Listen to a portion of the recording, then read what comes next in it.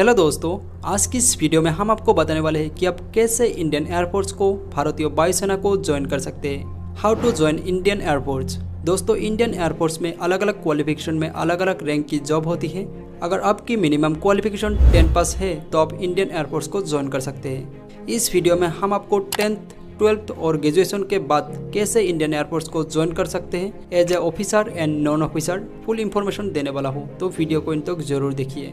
दोस्तों, सबसे पहले बात करते हैं आप 10th के बाद इंडियन एयरफोर्स को कैसे ज्वाइन कर सकते हैं। 10th के बाद आप ग्रुप सी के माध्यम से इंडियन एयरफोर्स को ज्वाइन कर सकते हैं, जिसमें आपको कुक, पेंटर, एलडीसी, एमटीएस और भी कोई सारे पोस्ट देखने को मिलेगा। और इसके लिए आपकी क्वालिफिकेशन सिंपल 10 पास होनी चाहिए और एज लिमिट 18 से लेकर 25 ईयर के अंदर होनी चाहिए और हाइट 165 सेंटीमीटर होनी चाहिए और चेस्ट 80 to 85 सेंटीमीटर होनी चाहिए और वेट मिनिमम वेट 50 kg होनी चाहिए। अब बात करते हैं एयरफोर्स ग्रुप सी की सिलेक्शन प्रोसेस के बारे में। इसकी सिलेक्शन प्रोसेस में आपको 3 स्टेप देखने को मिलेगा: रिटन टेस्ट, फिजिकल टेस्ट और मेडिकल टेस्ट। रिटन टेस्ट में एक 100 मार्क की एग्जाम होती है, जिसमें आपको क्वेश्चन देखने को मिलती है 100 और मार्क मिलते हैं 100 और इस एग्जाम का ड्यूरेशन होता है 2 आवर्स। इसमें नेगेटिव मार्क भी होता है, 0.25 नेगेटिव मार्क होता है। जो कैंडिडेट रिटन एग्जाम क्वालिफाइड करते हैं उसका होता है फिजिकल टेस्ट। फिजिकल टेस्ट में 1600 मीटर की रनिंग होती है, जिसमें आपको 6 मिनट 30 सेकंड का अंदर कंप्लीट करनी होती है और फिजिकल में 10 पुशअप, 10 सीटअप और 20 स्क्वाट मतलब उठक बैठक लगाना होता है। फिजिकल टेस्ट क्लियर होने के बाद आते हैं मेडिकल टेस्ट। मेडिकल टेस्ट में फिजिकल वेरिफिकेशन होती है, आई साइट चेक होती है, जिसमें आपकी आई 6/6 होनी चाहिए। हेयरिंग टेस्ट होती है, आपकी बॉडी का फुल चेकअप होती है। अगर आप मेडिकली फिट होते हो तो आपको इसमें सिलेक्ट होती है। इसी तरह आप 10th के बाद इंडियन एयरफोर्स को ज्वाइन कर सकते हैं। अब बात करते हैं 12th के बाद आप कैसे इंडियन एयरफोर्स को ज्वाइन कर सकते हैं। 12th के बाद आप इंडियन एयरफोर्स की ग्रुप एक्स वाई पोस्ट पर भर्ती हो सकते हैं।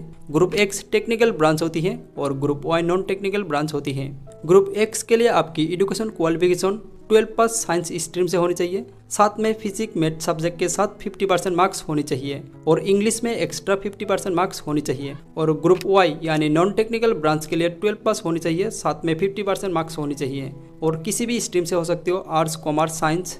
और age limit group X Y दोनों के लिए आपकी एज 17 से लेकर 25 ईयर के अंदर होनी चाहिए और हाइट 162 सेंटीमीटर होनी चाहिए और फीमेल कैंडिडेट की हाइट 152 सेंटीमीटर होनी चाहिए। ग्रुप एक्स वाई दोनों की एग्जाम में 100 मार्क की एग्जाम होती है, जिसमें आपको क्वेश्चन मिलती है 100 और फिजिकल में 1600 मीटर की रनिंग होती है और 10 पुशअप होती है, 10 सीटअप और 20 स्क्वाट होते हैं। उसके बाद मेडिकल टेस्ट होते हैं, मेडिकल में फुल बॉडी का चेकअप होती है।